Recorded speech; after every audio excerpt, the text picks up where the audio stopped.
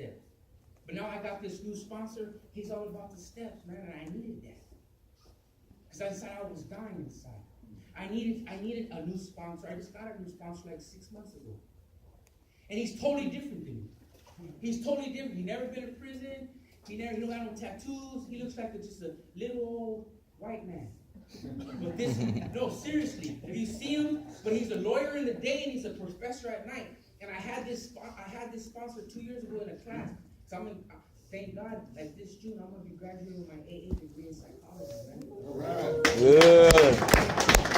And I started this journey a few years ago. That nonprofit organization I told you that I worked through. Like I in that building is where I decided I want to continue my education.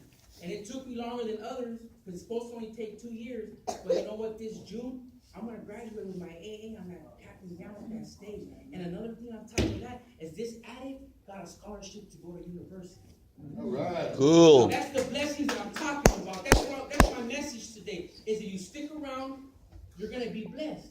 Narcotics Anonymous don't promise you no good wife, no good husband, your kids back, a good job, a new car. It doesn't promise you none of that. All it promises you is freedom from active addiction, right? That's what the literature talks about. Everything else is a blessing, man. You know? And these are the things that I've been blessed with. Family, friends, my house getting better. A couple months ago, I winded up in the hospital with a blood sugar of 600. You know, wow. I was diabetic, didn't even know I was this close to going to a diabetic coma. I was admitted for 7 days. But you know what? I'm on it now. I check my blood. I don't drink soda no more. Like, I'm starting to eat more healthier. I'm losing weight. Daddy's put both of his arms around me the other day. He's like, damn, you're losing weight. I was like 315 pounds. Now I'm like 280. And I'm okay with that, you know? And it's just my eating habits are I did cheat yesterday, though, because my eating habits are changing because I love myself today, man. And I want to stick around for my kids, man. Like, I want to see them grow. Like, I'm so grateful. Like,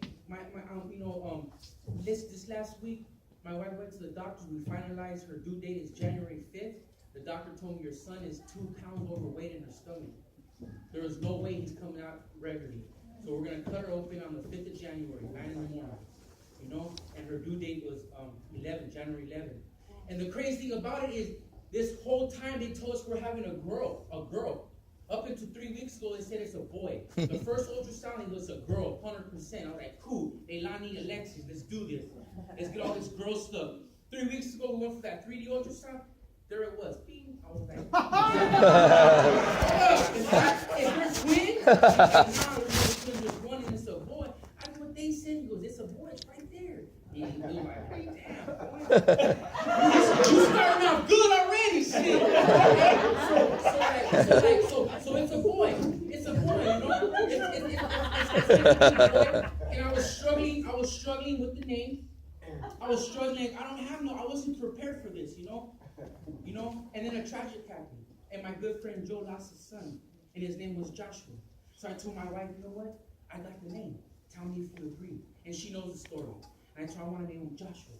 And she said, Joshua it is. Oh. So it's going to be Joshua Ethan Espinoza. And that's going to be his name. Cool. You know, and when he gets older, he's going to, you know, I'm going to tell him I had a good friend. And his son's name is Joshua. So that's going to be his name. God put it in my heart, I got your name. And that's going to be his name. And I'm just grateful, man. I'm waiting for this day. We're preparing for it.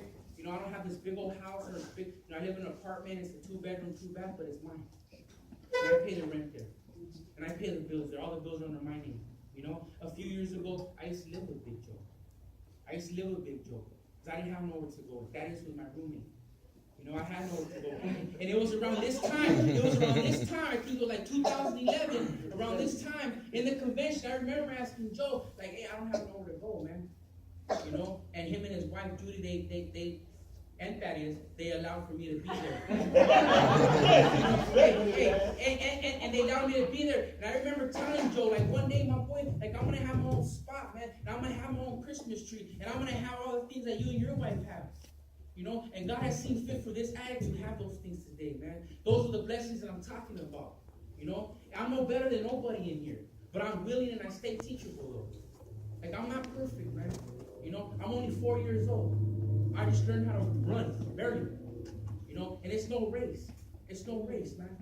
You know, so I'm just grateful, man, and to be able to be present. That's all that matters. To be able to be present, man. In the moment. Sometimes I'm driving, man, and I start crying. Because I think about all those lonely nights. Like, I remember that. I remember having a stick knife in my hands. Like, I remember having to be chained up like an animal. And my mom would go visit me 18 hours one way for 1 hour behind the glass. And I would put my hand like this, and she would like, Neil, like, come home. When are you coming home? And I'm like, I'm coming home, Mom. Like, I'm gonna be home.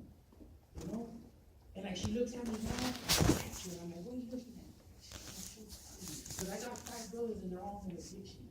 Two around my house last night, and they brought their beer. And they asked me, bro, can I put my beer with your soda and juice? Go ahead, man. I don't condone it, but go ahead. I just want you to feel comfortable. And they had to leave. My sister-in-law and my bro had to leave early because they wanted to go get high. And they said, okay, we go get high and come back. We'll do your thing. My brother's gonna go. And when you're ready, when you guys are ready, come holler at me, man. But I love them unconditional. In the beginning, when I first got clean, they didn't respect me being clean.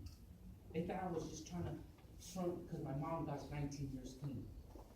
My mom's gonna celebrate 20 years the day after my nail's birthday is April 26th. And me and my mom give each other cakes now. You know, she gives me cake, I give her a cake. And sometimes when I'm all messed up, I go to my mom. She's like my second sponsor. And I tell her, Mom, this is what's going on. She says, you know what, Neil, this is what you should do. I'm gonna do this in my life. You know, and this is a beautiful thing, man. To be able to be in this recovery process with my mom, and she sees me because she was with me throughout the whole time. And she sees me in the dark places. And it's like it's amazing. Those are the blessings that I'm talking about, man. I'm not the richest dude in the world, you know, but I have everything that I need. I don't have everything I want, but I have everything I need. God has provided for us. When my other kids came back into my life, I didn't know I was gonna have to pay $800 a month in child support. I wasn't expecting that. And right away I got a resentment towards their mom. It's not her fault. It's not her fault. When they started garnishing my check, $400 every check. Plus my job provides medical, so I gotta put them on vision and medical and dental. That's another $180. That's like $1,000 a month that I gotta pay. Not to mention the weekends when I pick them up, that's even more money. Like I wasn't prepared for none of that. And I got a resentment towards the mom. I was like, man, like she's like, why are you yelling at me for it? I had to check myself. That's not her fault. Ain't no one told you to pregnate her. You know? So I'm taking care of my responsibility. What I do, I had to get a part-time job. That's what I had to do. So I got my regular job, and then I got another job at the winter shelter. You know? And that's what I had to do to make ends meet. Thank God my wife has a job. Her last day is December 15th before she goes on medical leave. So we're making it work. God does find a way. Like the first thing that came to my mind was like, man, maybe we start selling dope. You know? Nah, because all my brothers like, nah, what's up? We'll look you up. Make it happen. I'm like, nah, I'm cool. I thought about it, but I was like, nah, I'm cool. It's not worth it. It's not worth it. You know? So, but I found a part-time job, man. So my message today is hope, man. Like don't give up hope. Like if you're new tonight here or this afternoon, like, man, stay, man. And it's not no easy ride, man. It's not. Trust me. It's not. But as long as you stay, blessings start happening. My sponsor tells me the moment you step out of line, they're going to pass you up, man. You got to stay like right here. You're going to get them. But the moment you step out, they're going to pass you up. They're going to hit somebody else with your blessing. I want all mine. I want all mine, man. I deserve it. Why not? We've been aiming low our whole lives. It's time to aim high. You know? It's time to aim high. That's what I'm talking about, man. You know, who knows where I'm going to be at 10 years clean? Shit, I might be like the mayor of LA or something. It's crazy. It's crazy because, look at, like I work for the county, right? I sit in meetings with board of supervisors. I never thought that was possible. They're asking me, can we have your opinion on this?